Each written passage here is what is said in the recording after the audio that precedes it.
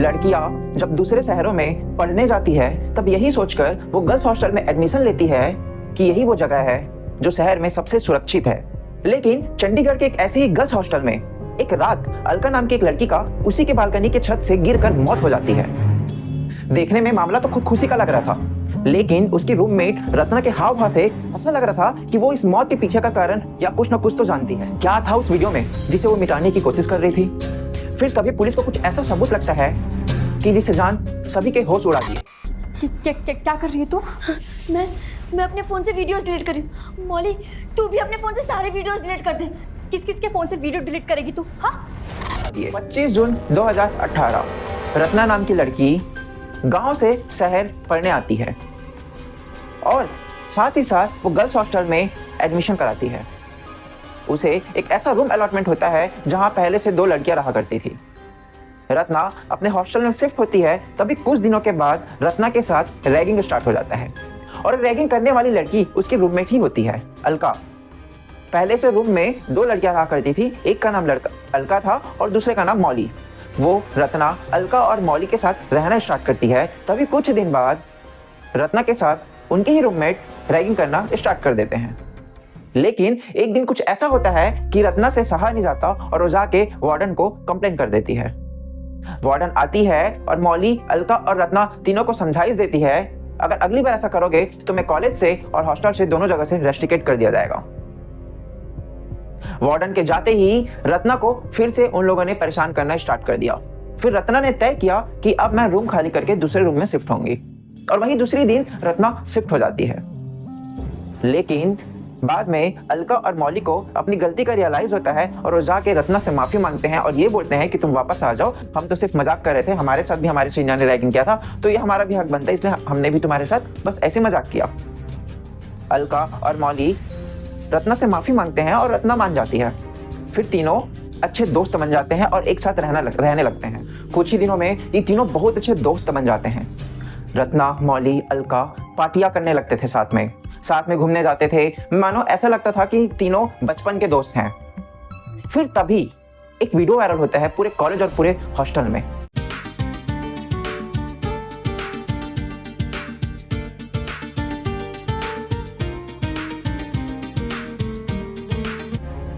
उस वीडियो में ये रहता है कि जो अलका रहती है और रत्ना की सीनियर अलका, वो दोनों को कुछ इस तरह वीडियो में दिखाया जाता है कि दोनों का आपस में कुछ अफेयर चल रहा है। अब वो वीडियो एडिटिंग थी कि ओरिजिनल, ये तो हम स्टोरी का आगे जानेंगे, पर इस बात से वो दोनों काफी परेशान थे। अलका काफी नीडा टाइप की लड़की थी और रत्ना वही थोड़ी इनोसेंट टाइप की लड़की थी। अलका को जैसे ही पता चलता है कि कोई छुपके से इन दोनों का वीडियो बनाया है, अलका ये ठान लेती है कि जिस किसी ने ये वीडियो बनाया है मैं उसे सबक सिखाकर रहूंगी।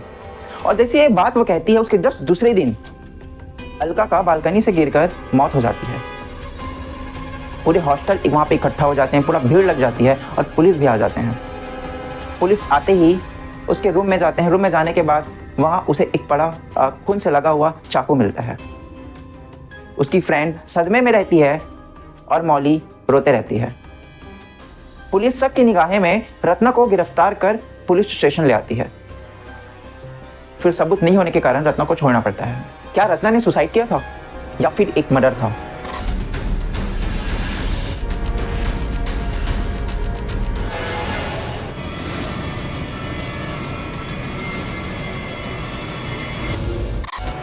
रत्ना पुलिस स्टेशन से वापस आकर बहुत रोती है, अपने दोस्त को बहुत याद करती है, क्योंकि अलका और रत्ना बहुत अच्छा दोस्त बन चुके होते हैं।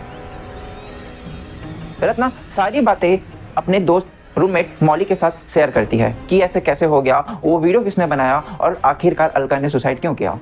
मौली से बात करते रहती है। फिर रत्ना ये डिसाइड करती है कि जिस किसी ने ये वीडियो बनाया है मैं उसे ढूंढ कर रहूंगी और उसे एक्सपोज करूंगी और ये जानूंगी कि आखिर अलका ने सुसाइड किया या फिर उसका मर्डर है। यह बात अपने दोस्त मौली से करते रहती है। फिर तभी रत्ना को ऐसा डाउट होता है कि कहीं ना कहीं उसके रूम में कहीं ना कहीं पे कैमरा छुपा हुआ है। रत्ना फौरन अपने रूम में चारों तरफ देखने लग जाती है और ढूंढने लग जाती है कि आखिर कैमरा कहाँ पे इंस्टॉल है, क्योंकि जो वीडियो वायरल हुआ था वो रत्ना और अलका का था और उसमें भी एक ऐसे फिनिशिंग एडिटिंग किया गया था जिससे ये लग रहा था कि अलका और रत्ना के बीच आपस में कुछ अफेयर चल रहा है, जबकि ऐसा नहीं था। इसलिए वो ये चेक करती है कि आखिर रूम में कैमरा कहाँ पे फिट है, कि इतने सातिर तरीके से वीडियो शूट किया गया है और अच्छे से एडिटिंग किया गया है। वैसे फॉरेंसिक का रिपोर्ट आता है और रिपोर्ट में ये पता चलता है कि जो चाकू पाया गया था उस चाकू में रत्ना का फिंगरप्रिंट मिला है। उसकी हॉस्टल की वार्डन आती है और रत्ना को ये बोलती है कि चाकू में तुम्हारा फिंगरप्रिंट मिला है। फिर रत्ना बताती है कि मैम जैसे ही मैं अपने रूम में एंटर किया वैसे ही मैं देखा कि बालकनी से अलका गिर रही थी और मैं दौड़ के उसके पास जा रही थी उसको बचाने के लिए, लेकिन मैं उसे बचा नहीं पाई और वो नीचे गिर गई। तभी मैं जब वापस आ रही थी, पीछे मुड़ रही थी, तो मैं तो वैसे भी काफ़ी सदमे में थी। तभी मैं देखा नीचे में चाकू पड़ा था। मुझे कुछ समझ नहीं आया, मैं चाकू उठा ली, उसमें ब्लड लगा हुआ था, फिर मैं वापस उसे वहीं पर फेंक दी। शायद इस वजह से रिपोर्ट में मेरा फिंगरप्रिंट आया होगा। लेकिन उसकी दोस्त मौली ये बोलती है, लेकिन तुम ये बात प्रूफ कैसे करोगे, क्योंकि रिपोर्ट में तो तुम्हारा ही फिंगरप्रिंट आया है, तो पुलिस तो तुम्हें ही अरेस्ट करेगी। मौली रत्ना को इतना डरा देती है कि रत्ना डर जाती है और मौली उसको ये सजेशन देती है कि तू अभी फौरन यहाँ से भाग जा, नहीं तो पुलिस आके तुम्हें अरेस्ट करके ले जाएगी। और उसके भगने में मौली रत्ना की मदद करती है। रत्ना बार बार बोलती है अपने दोस्त को कि मैं पुलिस को सारा सब कुछ बता देती हूँ, क्योंकि भागने से शायद वो मुझ पर फिर से डाउट करे। पर मौली बार बार सजेस्ट कर रही थी कि नहीं, पुलिस नहीं मानेगी बात, तू चले जा, तू भाग जा। वैसे ही रत्ना बैग लेकर हॉस्टल से चली जाती है, लेकिन रत्ना वापस आ जाती है क्योंकि रत्ना को कुछ ना कुछ मौली पर डाउट होता है कि ये कुछ ना कुछ मुझसे छुपा रही है। आखिर मुझे ये हॉस्टल से क्यों भगाना चाह रही है। रत्ना चुपके से वापस आती है और तब ये देखती है कि मौली वहाँ के जो वॉचमैन है कृपाल, उसके साथ रूम में अकेली थी। रत्ना अपने रूम में वापस जाती है और मौली अपने दोस्त का इंतजार करती है। कुछ देर में मौली रोते हुए आती है। तब रत्ना कहती है कि तूने इतना बड़ा धोखा दिया, तुम दोनों ने मिलकर अलका को मारा और सारा इल्जाम मुझ पे लगाई। तू मुझे हॉस्टल से भी इसीलिए भगा रही थी ताकि मैं पुलिस की नज़र में भाग जाऊं और सारा इल्जाम मुझ पर आ जाए। मुझे सब कुछ समझ आ गया। लेकिन तभी मौली बोलती है कि ये मैं जानबूझकर नहीं कर रही थी, मुझे ब्लैकमेल किया जा रहा था। यहाँ का जो वॉचमैन है कृपाल, वो मेरा गंदी वीडियो बनाकर मुझे काफ़ी दिनों से ब्लैकमेल कर रहा था। वो तुम दोनों के साथ भी ऐसा ही करना चाहता। ये सारा बात सुनते ही रत्ना फौरन अपने वार्डन के पास जाती है और सारी बात उसे बताती है। तभी वार्डन ये पूछती है रत्ना से, क्या तुमने मुझसे पहले ये बात किसी को बताई है। रत्ना बोलती, नहीं मैडम, मैं ये बात जैसे मुझे बताई मौली ने, मैंने आकर आपको सारा कुछ बता दिया। तब वार्डन बोलती है कि तुम अपने रूम में वापस जाओ और ये बात किसी को मत बताना। तभी थोड़ी देर बाद वार्डन वॉचमैन को बुलाती है। तब ये पता चलता है कि जो वॉचमैन कृपाल है वो वार्डन का भाई रहता है और वार्डन को सारा कुछ पता रहता है कि कृपाल किसके साथ ब्लैकमेल करके क्या क्या किया है। वार्डन अपने भाई को बोलती है कि तुम दोनों को रंगे हाथ रत्ना ने पकड़ लिया है, अब वो सारा कुछ पुलिस को बता देगी। फिर वहीं दूसरी तरफ रत्ना वार्डन मैम को सारा कुछ बता के अपने रूम में आती है मौली के पास। वैसे ही पीछे पीछे वॉचमैन आ जाता है। वॉचमैन आता है और गेट को बंद कर देता है। वहीं दूसरी तरफ वार्डन, उसके दिमाग में ऐसा चलता रहता है कि वो पुलिस को फोन करके ये बोलती है वार्डन कि अलका को मारने वाली रत्ना ही है और हम लोग रत्ना को पकड़ के उसके रूम में बंद कर दिए हैं। कृपाल उसको लेकर रूम में गया है, आप फौरन आ जाओ और रत्ना को पकड़ लो। लेकिन उन लोगों का प्लान ऐसा रहता है कि कृपाल फिर से रत्ना को छत से फेंकेगा और ये साबित करेंगे लोगों की नज़र में कि रत्ना ने ही अलका का मर्डर किया है और ये बात सबको पता चला, मैं फंस जाऊंगी करके रत्ना ने भी सुसाइड कर लिया। प्लान तो इस तरह से था। लेकिन जैसे ही वो वॉचमैन कृपाल रत्ना को फेंकने जाते रहता है बालकनी से, दोनों के बीच हाथापाई होते रहता है रत्ना और कृपाल के बीच, वैसे मौली फौरन अपने आजू बाजू सभी रूम के पास जाती है, अपने दोस्तों को चिल्लाती है और सारा बात बताती है। सभी गर्ल्स लोग मिलकर उस रूम में आते हैं और सब लोग वीडियो बनाने लग जाते हैं